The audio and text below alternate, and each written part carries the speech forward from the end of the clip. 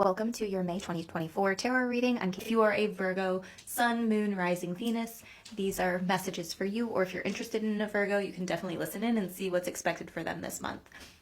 So the first card that we have here is called Ride the Wave. I feel like there's some things that are going to be happening in the month of May where you're going to be trying to control the situation, but Spirit wants to really encourage you that this is not something you can really control. You're just being asked and encouraged to go with the flow on this one.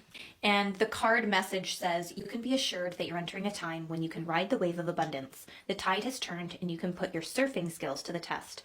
Everything that you know, all of your talents, coupled with your hopes and dreams, will carry you forward.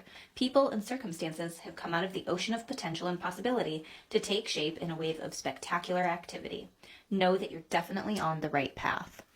I'm also getting like this butterfly feeling kind of in my chest and in my stomach. So I feel like there's a little bit of nervousness or anxiety that's happening, whatever this is. I feel like you're sensing some type of change coming in. You might not know exactly what this change is, but you can almost feel it. Virgos, you are way more intuitive than you give yourselves credit for.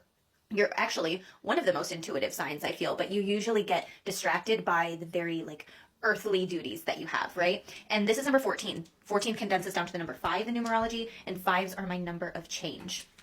So you have quite a few tarot cards that are wanting to come out. The first one is the King of Swords, and I feel like he's very cold. He feels like he would be a very cold ruler. I think that he would get a lot accomplished. I think that he would be a very good communicator, but I don't think that he would be very emotional.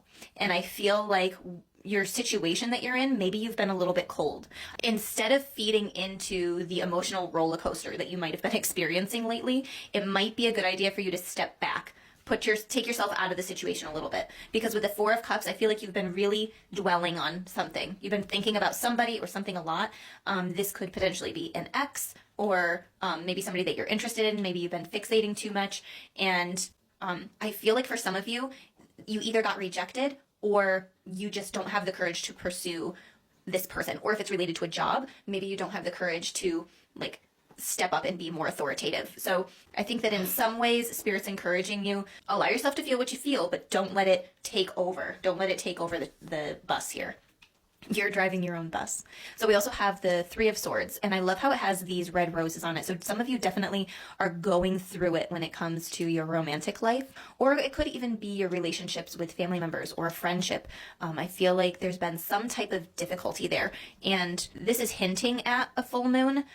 So I think that some of this could have either been initiated through eclipse season or maybe the Scorpio full moon that we had. But I feel like you're trying to access the deep emotional waters where you can experience forgiveness. Because I feel like there's somebody who probably hurt you, or maybe you are in a job or a career situation where you've been unhappy, but you're trying to figure out, maybe this isn't linked to the job itself. Maybe I could have the most perfect job in the world and the best coworkers, but I still feel a level of sadness, unsettled. This feels like a very personal problem that you need to kind of dive into and experience at length or in depth.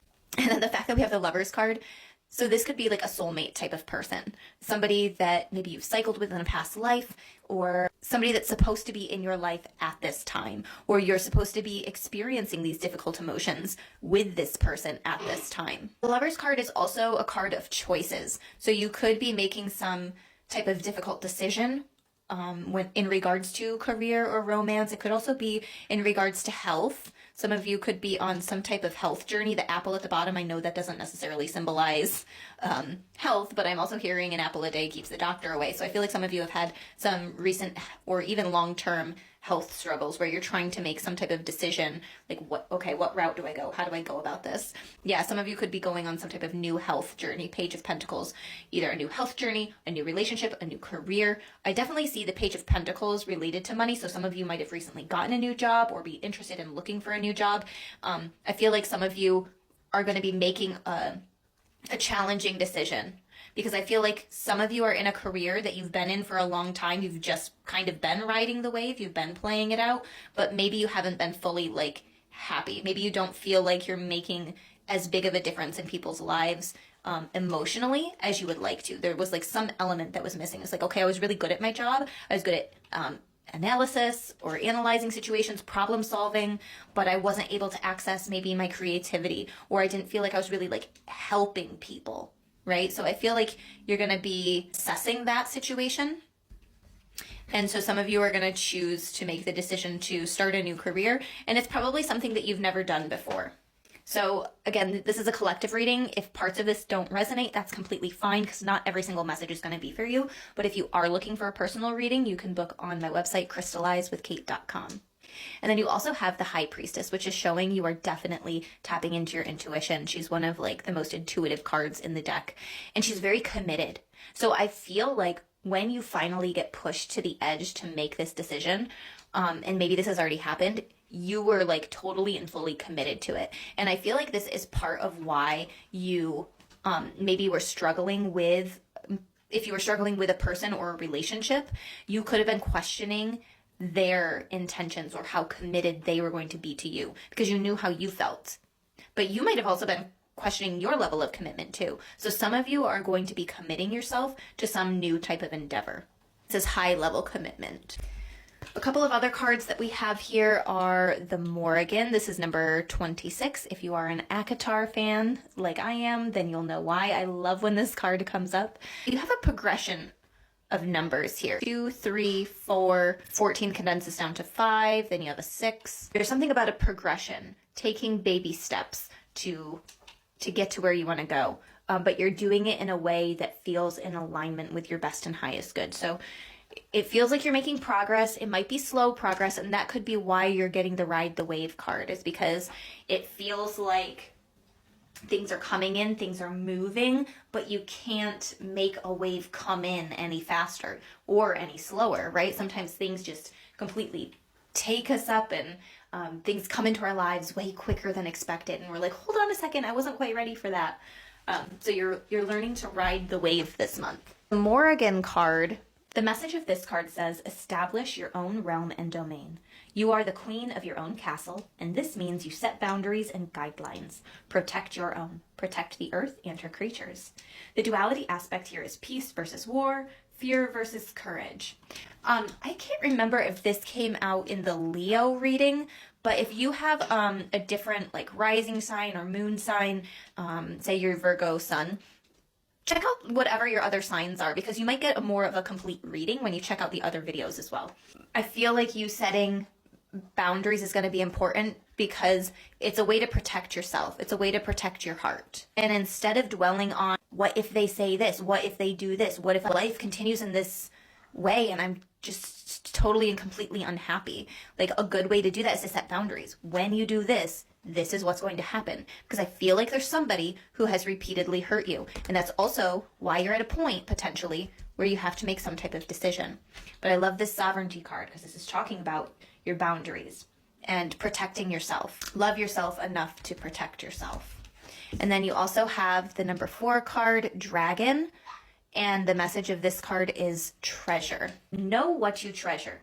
Change is natural. Holding on to what is impossible long term. Protect what is important to you. Set proper boundaries, and trouble may avoid you. Be strategic. Think ahead. Be brave. You can actually triumph if you try. The duality here is value versus not of value. Hoarding versus scarcity. So some of you might need to do some type of clutter clearing. It might be time to clear out some of the things that you've been holding on to. Yes, it might hold memories, but I almost feel like the energy of that, if you're holding on to something of your exes, there's also something about a situation of like trying to maintain contact with like old coworkers or something like that. And maybe the job that you had been in was really toxic, but now like every time you go to talk to those coworkers that you had liked at that job, it's like now that pulls that toxicity back into your life in some way. So that's just a message for some of you. The treasure card is again that message similar to the Morgan of love yourself. View yourself as treasure. View yourself as something special. You are a prize. You are a treasure. You are of value. You have value. You have worth just by existing. And then the last sentence here, you can actually triumph if you try. I feel like sometimes Virgo have the tendency to just completely give up at times. Like I feel like you are hard workers, but if there's something that you just don't think that you can do, sometimes you just don't even try, or you don't put 100% effort in because you've already told yourself, you've already decided this isn't going to work. I can't do this. So that there's that reminder of you can triumph if you try.